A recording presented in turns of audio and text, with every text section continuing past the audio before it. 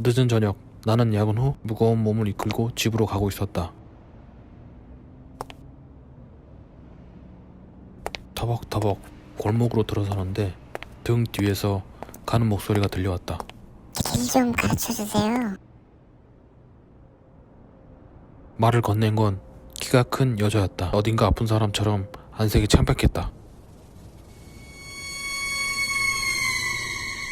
가까이서 본 여자는 내게 말하면서도 시선은 다른 곳을 보고 있었고 다리가 이상하게 가늘었으며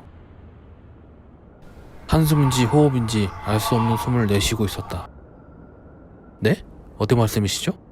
아무래도 이상한 사람 같아 빨리 대답하고 가려고 했다. 땡땡 아파트 102동 1004호. 그 여자가 말한 주소는 우리 집 주소였다. 동 호수까지 정확했다.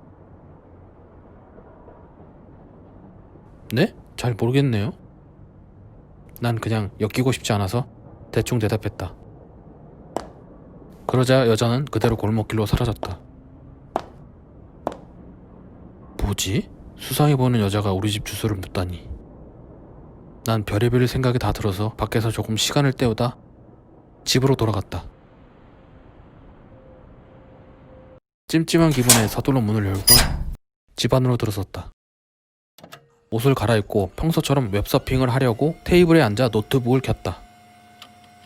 그런데 갑자기 등 뒤에서 목소리가 들렸다. 길 좀 가르쳐주세요.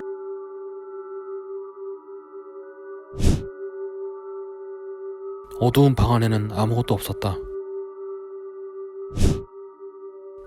잘못 들었나? 다시 노트북을 보려는데 길 좀 가르쳐주세요. 이번엔 더욱 찬찬히 방 안을 훑어봤으나 역시 아무것도 없었다. 대체 뭐야? 어? 왜 불이 꺼진 거지? 나는 어둠 속에서 더듬더듬 스위치를 찾았다. 휴, 겨우 찾았네.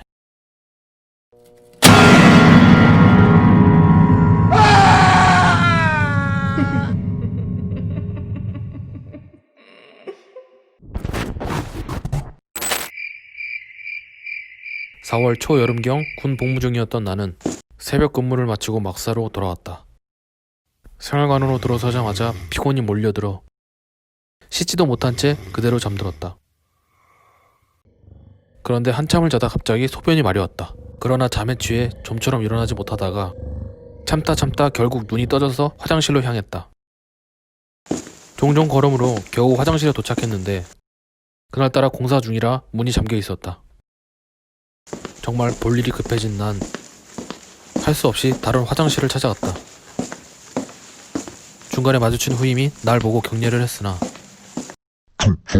너무 급했던 난 야, 화장실 공사 중인 거 빨리빨리 전파 안 해? 라며 짜증을 부렸다. 정말 한계까지 갔던 난 간당간당하게 화장실에 도착해 무사히 볼일을 마쳤다. 볼일을 마치고 보니 후임에게 화낸 것이 아무래도 마음에 걸렸다. 녀석에게 미안하다고 해야겠다고 마음먹고 생활관으로 돌아갔는데 문득 생활관 문에 달린 창으로 누군가 내 자리에서 자고 있는 게 보였다. 당시 완고였던 난 이 새끼 정신 나갔나? 라고 하며 문을 열었다. 그런데 그놈은 내 말에도 미동 하나 없이 누워있었다. 의아했던 난 천천히 얼굴을 확인했는데 바로 내 눈앞에 내가 누워있었다. 대체 이게 어떻게 된 거지? 나는 놀라서 눈을 떴다. 꿈이었나? 그런데 공교롭게도 또 소변이 급해졌다. 빠르게 화장실에 도착했는데 공사 중이었다. 조금 소름이 돋았으나 에이 아니겠지 하며 다른 화장실을 찾아갔다. 우연인지 꿈에서 본 후임을 또 마주쳤고 마치 데자뷰처럼 내게 격려를 했다. 아까부터 꿈에 본 상황이 반복되자 난 그만 소변도 잊은 채 잠시 멈춰서서 생각했다. 혹시 나 아직도 꿈에서 깨지 못한 건가? 그런데 등 뒤에서 후임이 내게 말했다. 또 내려오십니까?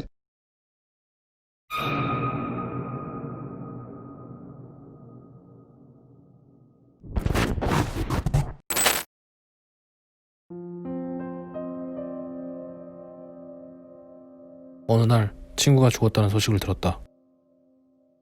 그런데 난 슬퍼할 새도 없이 경찰의 조사를 받게 됐다.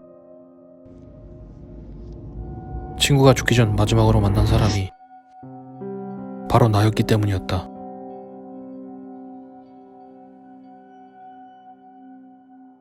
조사 과정에서 여러 가지 질문을 받았다. 그런데 경찰의 태도가 상당히 집요했다. 마치 살인사건을 대하듯 말이다. 난 힘들었지만 친구를 위해 적극적으로 조사에 임했다. 친구와 헤어진 직후에는 어디로 갔느냐? 혹시 알리바이가 있느냐? 장시간 강도 높은 조사가 이어지고 조사 시간이 10시간을 넘어가자 견디다 못해 난 반문했다. 조사는 언제쯤 끝나는 거냐고. 그러자 경찰은 친구의 죽음에 미심쩍은 것이 있다고 했다.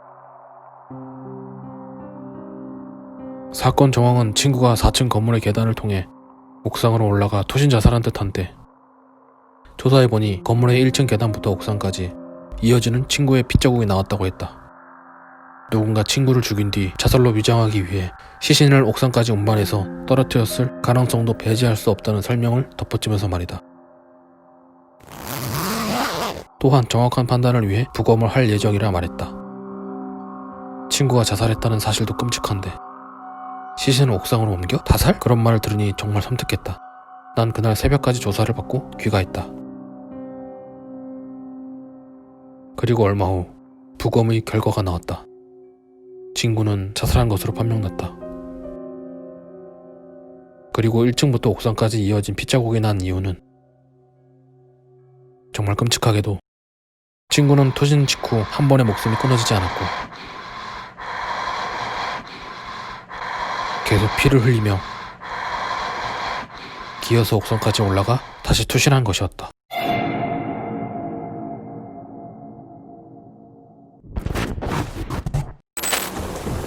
택시기사인 난 작년 여름 7월 늦은 밤 경기도 부근에서 손님을 태우고 운행 중이었다. 그날은 초행길인데다 비가 많이 와서 평소보다 바짝 긴장한 채 운전했다. 밤 12시가 좀 넘어 손님을 목적지에 내려주고 난 다시 서울로 향했다. 그런데 너무 긴장했던 탓일까? 손님 하차 후 피로가 한꺼번에 몰려왔다. 서울로 돌아가는 길목에 화장터가 하나 있었는데 그곳을 지나가는 도중 길가에 하얀 물체가 보였다. 그런데 가까운 거리에서 보니 그 모습이 사람이 손을 들고 있는 것 같았다. 택시를 하다 보면 직업병 같은 게 생겨서 길을 가다가도 누가 손을 드는 것 같으면 자연스레 그 앞에 차를 세우곤 했는데 이번에도 나도 모르게 차를 세웠다. 막상 차를 세우고 나니 두려움이 몰려와 난 그 자리에 굳어버렸다. 차를 세운 채 앞만 보고 있는데 뒷좌석에서 똑똑 소리가 난다. 그래서 뒷좌석 창문을 조금 내리니 여자 목소리가 들렸다. 정담동이요. 순간 난 뭐에 홀린 듯 타세요 라고 말했다. 누군가 승차하는 소리가 나자 나는 바로 출발했다. 출발 직후부터 줄곧 너무 무서워서 오로지 앞만 보고 운전했다. 그렇게 30분쯤 달렸을까? 아무리 달려도 화장터 근처를 벗어나지 못하고 있었다. 정말 뭐에 홀린 건가? 이대로는 안 되겠다 싶었다. 혹여 지금 이 자리에서 죽더라도 방금 태운 것의 정체를 확인하기 위해 차를 세웠다. 무서웠지만 꼭 확인해 봐야 할 것 같았기에 난 천천히 뒷좌석을 확인했다. 그런데 뒷좌석엔 아무도 없었다. 이럴 리가 없어. 분명히 누군가 차에 탔었는데? 이 상황이 도저히 믿기지 않았던 난 실내등을 켜고 확인했다. 실내등을 켜자 어렴풋이 고여있는 물기가 보였고 손으로 시트를 만져보자 빗물이 묻어나왔다.